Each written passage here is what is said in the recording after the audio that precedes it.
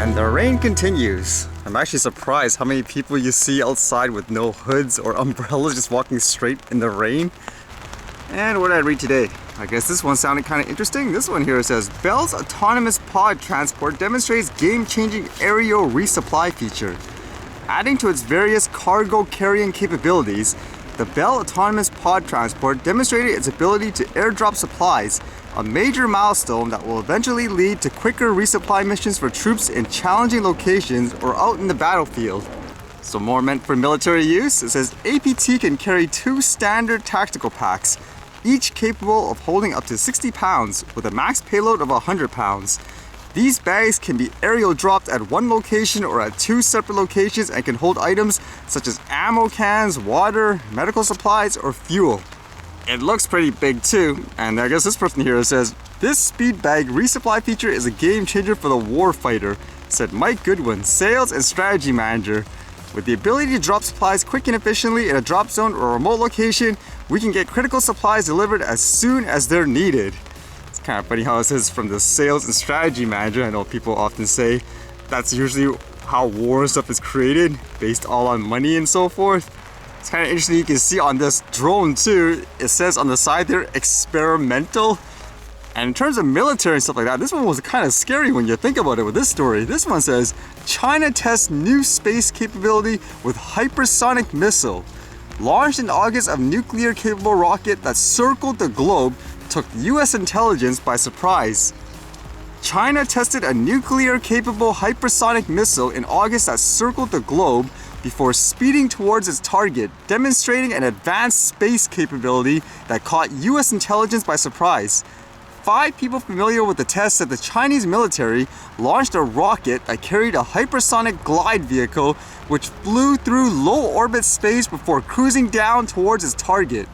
The missile missed its target by about 24 miles, according to 3 people briefed on the intelligence.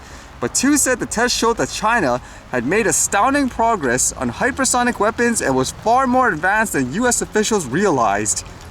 Can you imagine that? Where people can just fire missiles and stuff up into space now, circle around the globe, and decide, oh, I'm gonna drop this right on wherever my target is. It sounds like something, again, straight out of a movie. It says hypersonic glide vehicles fly at lower trajectories and can maneuver in flight, which makes them hard to track and destroy, said Fravel, a professor at the Massachusetts Institute of Technology. Kind of crazy to think about too, where most of the news recently with things in space is sending, I guess, wealthy people up, just trying to be the first. And in this case, you have companies or countries actually trying to send things like weapons up into space to drop them against their enemies, I guess you could say. Will there be a war soon? I know there's all that story about the tension between China and Taiwan. Now, whether or not they're actually going to aggressively go in there by force, who knows? But I guess we've all seen what happened to Hong Kong.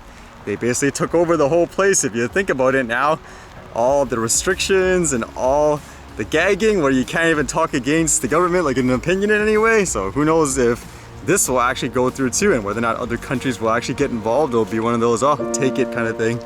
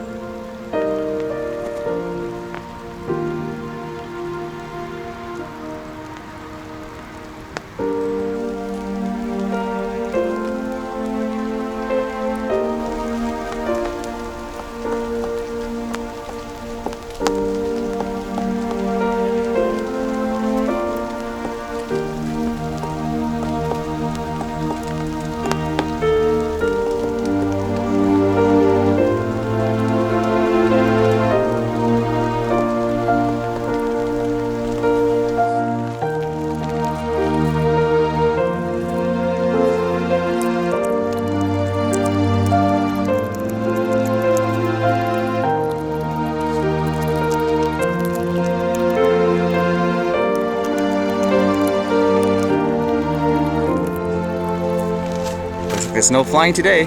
I guess it's time for the archive.